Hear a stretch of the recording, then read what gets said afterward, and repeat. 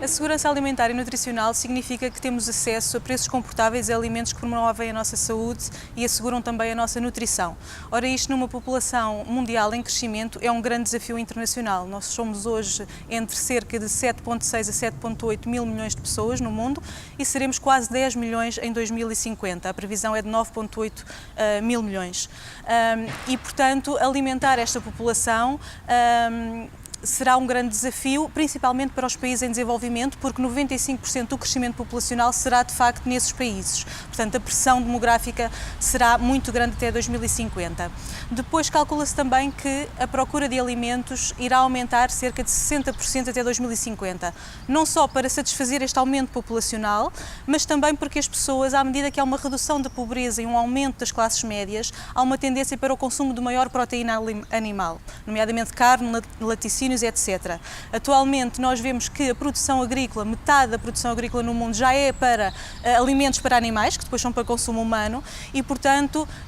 é um grande desafio como alimentar esta população que está a mudar os seus hábitos também alimentares à medida que sai da pobreza extrema.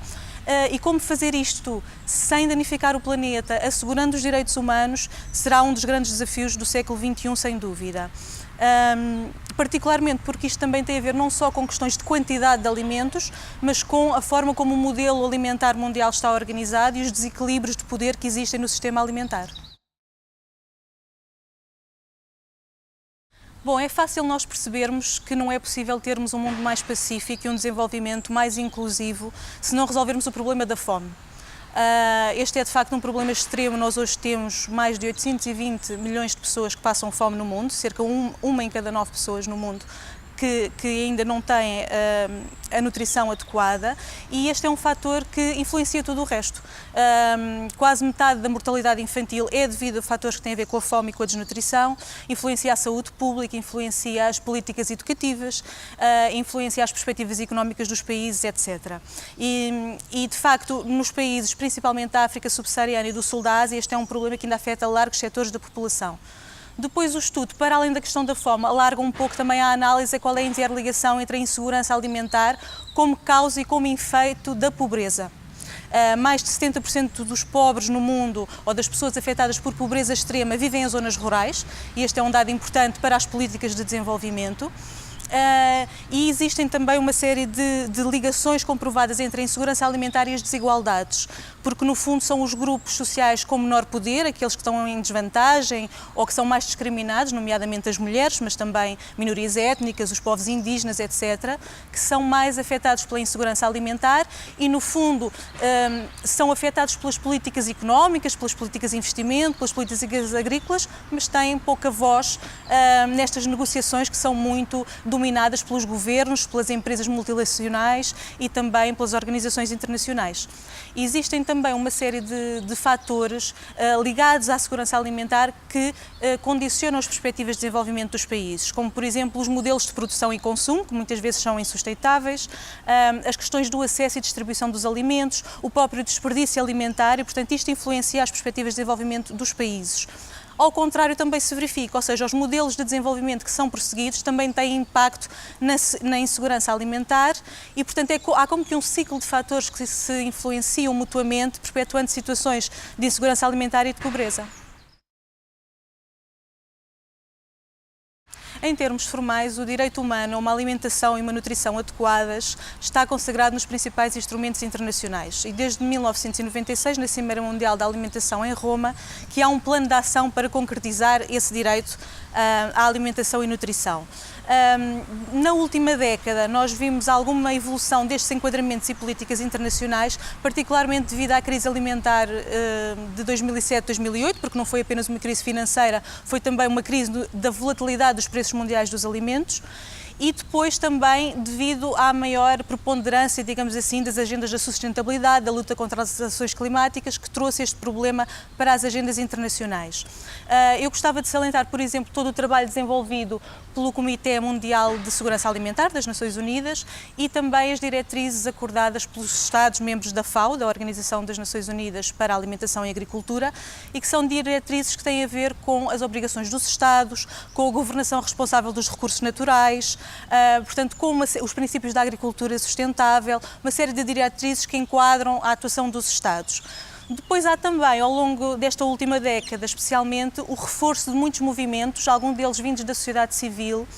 que têm grande importância na sustentabilidade e que têm a ver com modelos mais inclusivos e sustentáveis da agricultura e da alimentação. Por exemplo, o movimento da soberania alimentar, que é muito conhecido ao nível mundial, mas também movimentos como a agroecologia, que defende a sustentabilidade dos modelos agrícolas, e outros. Temos ainda depois, obviamente, a partir de 2015, a Agenda 2030 para o Desenvolvimento Sustentável, que tem um objetivo de desenvolvimento sustentável, o número 2, sobre a erradicação da fome e a promoção da segurança alimentar, e este é um objetivo 0, portanto, que preconiza a erradicação total da fome em todo o mundo. E há toda uma interligação entre vários ODS, não só, portanto, este ODS especificamente sobre a segurança alimentar, mas toda a interligação entre os vários ODS, e há uma tabela no estudo que explica exatamente essas interligações. O problema de todos estes enquadramentos internacionais é que a sua maioria são não vinculativos e voluntários, ou seja, não obrigam os Estados que os subscrevem a implementá-los. E, portanto, muitas vezes o que nós vemos é que os países, depois, na formulação e na implementação das políticas de investimento, das políticas económicas, das políticas agrícolas, acabam por não implementar estes enquadramentos que subscreveram ao nível internacional. As incoerências identificadas pelo estudo são variadas e dariam para várias horas de conversa, mas eu salientaria apenas algumas das principais. Desde logo, a baixa prioridade que é dada ao setor agrícola e alimentar no quadro das políticas de desenvolvimento, quer do lado dos doadores de ajuda pública ao desenvolvimento, porque o setor agrícola ainda tem uma participação muito pequena nos fundos que existem para a ajuda ao desenvolvimento, quer também do lado dos próprios países beneficiários ou receptores dessa ajuda, e particularmente os países mais pobres. E isto apesar de estar comprovado o potencial da agricultura como motor de redução da pobreza e de redução das desigualdades e de promoção do desenvolvimento dos grupos mais pobres e vulneráveis que vivem exatamente nas zonas rurais. Depois, também a questão da participação do setor privado, que nós sabemos que é essencial no desenvolvimento, mas em que os enquadramentos e instrumentos internacionais de responsabilização da atuação das empresas, nomeadamente no que respeita aos direitos humanos, a respeito de normas sociais e ambientais, ainda é um enquadramento muito fraco. O que verificamos é que o negócio principal das empresas neste setor agroalimentar nos países mais pobres tem muito a ver com plantações de monocultura ou plantações de produção intensiva que não têm reflexos depois na melhoria da segurança alimentar das populações locais. Depois, as incoerências que existem entre a política energética e a política de segurança alimentar e desenvolvimento, porque, por exemplo, no caso europeu, nós investimos e bem na produção de biocombustíveis para limitar a emissão de gases poluentes e assim combater as alterações climáticas, mas depois a produção de muitos desses biocombustíveis é feita através de plantações nos países mais pobres, portanto fora da Europa, em que há várias evidências de fenómenos, por exemplo, de apropriação de terras, de expulsão das populações, de violação de direitos humanos e de normas laborais, etc. E para dar também um exemplo muito concreto da União Europeia em relação à política agrícola comum, sobre a qual as incoerências já vêm de muito longe, mas que houve todo um esforço da União Europeia para mitigar essas incoerências nesta última reforma da política agrícola comum, mas de facto ainda continua a ter alguns efeitos nocivos nos países mais pobres. Por exemplo, o setor do leite, dos laticínios, é um exemplo paradigmático desta incoerência, porque a União Europeia financiou, no fundo, as indústrias locais de laticínios destes países mais pobres, em África, na Ásia, na América Latina, quando havia uma situação na Europa em que os europeus absorviam a produção de leite que existia na Europa, e depois, quando passou a haver excedente de produção, o que a União Europeia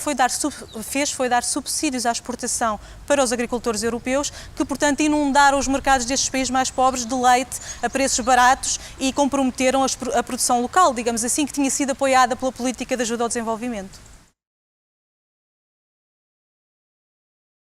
Em termos de recomendações globais apontadas pelo estudo sobre quais os caminhos a seguir, é preciso desde logo que as políticas agrícolas e de investimento sejam mais coerentes com os objetivos de desenvolvimento que já dizem prosseguir, pelo menos em termos formais. Depois é preciso reforçar e tomar medidas para uma concorrência global, mais livre, mais justa no setor agroalimentar mundial, porque não é o que acontece neste momento, uma vez que o setor está dominado por grandes empresas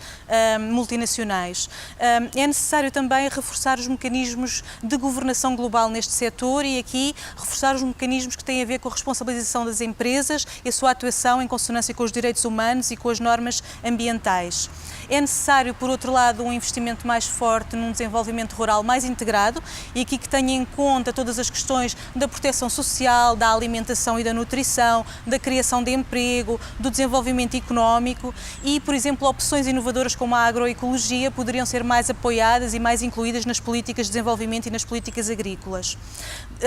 É preciso também trabalhar cada vez mais através de parcerias multi-atores, com a sociedade civil, com o setor privado, porque são estes atores que estão no terreno, que implementam estas políticas e só assim poderemos ter resultados duradouros. E, por fim, muito importante, é preciso apoiar os pequenos produtores e as comunidades locais, não apenas na questão dos fundos, portanto, haver mais fundos para o desenvolvimento da agricultura familiar, dos circuitos de proximidade, todas estas questões, mas encarando estes atores não apenas como beneficiários das políticas, mas como verdadeiros agentes de mudança, porque, na verdade, eles são os atores que investem nas suas comunidades, eles são o setor privado, eles são a sociedade civil e, portanto, há muito uma tendência para as políticas de desenvolvimento os encararem apenas como beneficiários, mas devem ser encarados como os verdadeiros agentes da transformação agrícola, da transformação alimentar. Depois nós, enquanto cidadãos, obviamente, na Europa e noutros continentes, temos um papel a dizer e podemos fazer a diferença, desde logo comprando produtos locais, tendo um consumo mais responsável e consciente dos produtos que consumimos, informar-nos, por exemplo, sobre qual é a proveniência de determinados produtos para assegurar que respeitam os direitos humanos e as normas laborais nas várias partes do mundo, participarmos na nossa comunidade, em hortas comunitárias, em iniciativas de associações locais, etc. E também, obviamente, planeando as nossas refeições para combater o desperdício alimentar, que é um grande problema nos países mais desenvolvidos.